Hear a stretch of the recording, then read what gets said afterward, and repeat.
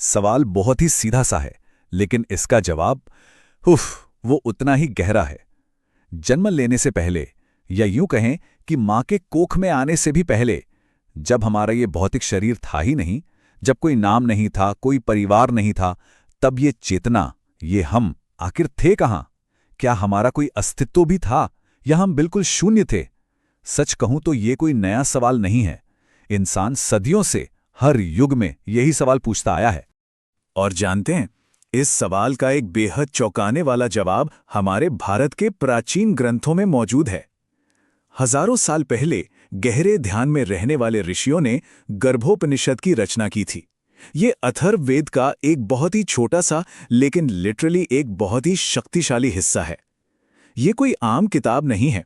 इसे उन ऋषियों ने लिखा था जो चेतना की गहराई में उतरे, और उन्होंने आत्मा की उस अनदेखी जर्नी को डॉक्यूमेंट किया जिसे वो जीवन का सबसे बड़ा और परम सत्य मानते थे। अब देखिए, आज का मेडिकल साइंस हमें बहुत ही सटीक तरीके से बताता है कि गर्भ के अंदर शरीर आखिर बनता कैसे है। पहले महीने में दिल धड़कने लगता है, दूसरे महीने में हाथ पैर बनने लगते हैं। मतलब विज्ञान हमें शरीर का पूरा फिजिकल नक्शा दे देता है। लेकिन गर्भोपनिषद एक बिल्कुल ही अलग सवाल पूछता है। इस शरीर को चलाने वाली जो जान है, जो असली चेतना है, वो आखिर आती कहां से है? ये ग्रंथ उस लाइफ फोर्स या जीवन ऊर्जा की शुरुआत को समझाता है जिसे आज तक कोई भी डॉक्टर या मशीन ट्रेस नहीं कर पाई है। तो यहाँ सबसे बड़ा पॉइंट ये है कि आत्मा कभी मरती ही नहीं है। मौत तो सिर्फ इस शरीर की होती है, हमारे नाम की होती है।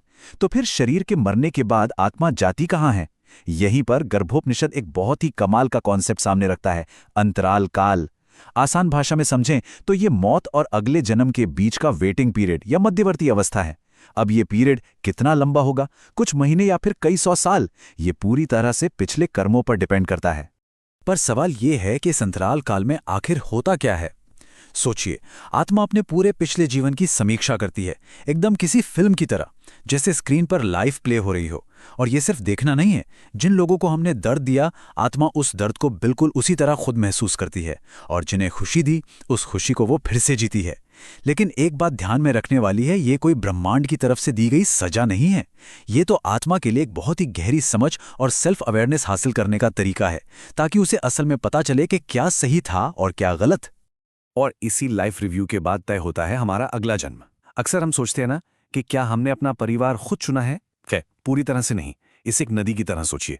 जैसे एक नदी कभी खुद तय नहीं करती कि वो कहाँ बहेगी, बल्कि पहाड़ों और जमीन का ढलान उसका रास्ता तय कर देता है। ठीक वैसे ही हमारे पिछले कर्म वो रास्ता बनाते हैं जो हमें एक खास परिवार, एक खास माँ और एक नई लाइफ जर्नी तक ले जाता है।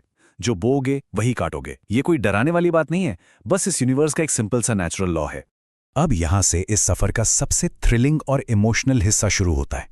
जब आत्मा गर्भ में एंटर करती है तो पहले 3 महीने वो एक बहुत ही गहरी नींद में होती है, बिल्कुल बेसुध, जबकि बाहर फिजिकल बॉडी बन रही होती है।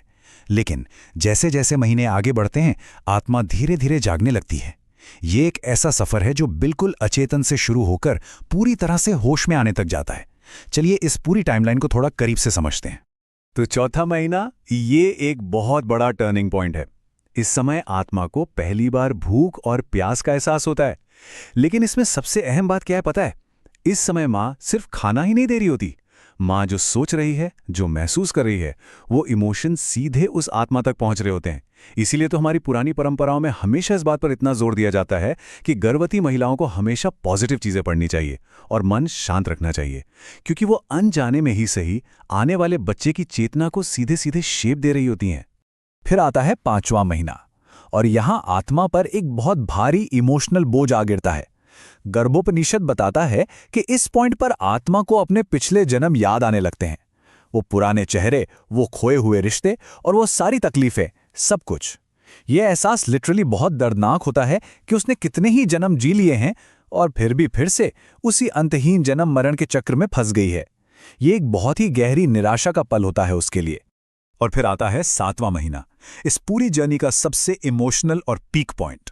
आत्मा अब पूरी तरह से जाग चुकी है, उसे सब याद है, उसे सब कुछ पता है, और इसी फंसी हुई अवस्था में आत्मा अपनी पूरी ताकत लगाकर एक बहुत ही गहरा संकल्प लेती है, एक प्रॉमिस करती है।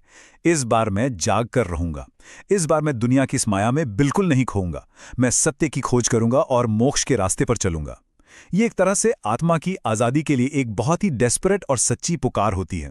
लेकिन जन्म की ये पूरी प्रोसेस अपने आप में एक बहुत बड़ी विडंबना है। जैसे ही जन्म होता है, जैसे ही बच्चा इस बाहरी दुनिया में हवा की पहली सांस लेता है, वैसे ही माया का पर्दा गिर जाता है। वो महान संकल्प जो 7वें महीने में इतनी शिद्दत से लिया गया था, वो सारा ज्ञान, वो सारी यादें, सब कुछ एक ही झटके में पूरी तरह से मिट जाता है। नवजात शिशु पैदा होते ही रोता है, शायद अपना सब कुछ, अपना वो ज्ञान खो देने के इसी भारी एहसास के कारण।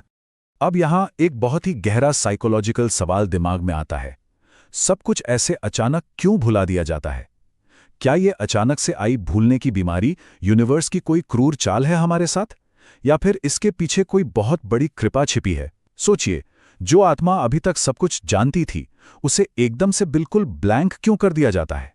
तो असल में जो बात समझने वाली है वो ये है कि ये माया का पर्दा हकीकत में एक बहुत बड़ा आशीर्वाद है हमारे लिए। जरा इमेजिन कीजिए, अगर किसी इंसान को अपने हजारों पिछले जन्मों का दर्द, धोखे, अपने खोए हुए बच्चों या माता पिता का शोक आज भी याद रहे, तो क्या वो कभी ये नई जिंदगी जी पाएगा? बिल्कुल नहीं। वो तो उस अथाह दुख के बोझ तले दबकर ही खत्म हो जाएगा। ये जो सब कुछ भूल जाना है ना, ये हमें एक नई शुरुआत देता है, एक एकदम क्लीन स्लेट, ताकि हम पुराने दर्दों के बिना आज में जी सकें और अपने नए कर्म कर सकें। लेकिन अब सवाल ये है कि क्या ये पर्दा पूरी तरह से फूल प्रूफ है? मॉडर्न साइकोलॉजी में हम जिसे डेजा वू कहते हैं, मतलब किसी एकदम अनजान जगह पर जाकर अचानक से ऐसा लगना कि यार मैं यहाँ पहले भी आ चुका हूँ, या किसी अजनबी को देखकर लगना कि मैं इसे जानता हूँ। गर्भोपनिषद के नजरिए से देखें तो ये कोई दिमागी ग्लिच नहीं है, ये दरअसल उस माया के पर्दे में आई एक बहुत ही छोटी सी दरार है, जहां से बस एक पल के लिए पिछले जन्मों की यादों की रोशनी बाहर झांक लेती है। ये उस ब्रह्मांडीय भूलने की बीमारी में 1 सेकंड की चूक है। इस सब के पीछे की जो असल सच्चाई है, वो सच में काफी भारी है। ये जो जन्म और मृत्यु का लूप है, जिसे हम संसार कहते हैं, ये बहुत बहुत पुराना है। हर बार हमें एक नया शरीर मिलता है, एक नया नाम, एक नया परिवार, लेकिन हमारे वो अनसुलझे कर्म और स्पिरिचुअल बैगेज वो बिल्कुल वैसे ही हमारे साथ साथ चलते रहते हैं। हर बार गर्भ में वो एक ही वादा किया गया, और हर बार बाहर आते ही हम उसे भूल गए। और ठीक यहीं पर गर्भोपनिषद का जो अल्टीमेट गोल है वो सामने आता है, मोक्ष। देखिए, मोक्ष आसमान में बादलों के ऊपर स्वर्ग जैसी कोई जगह नहीं है जहां हम मरने के बाद जाएंगे।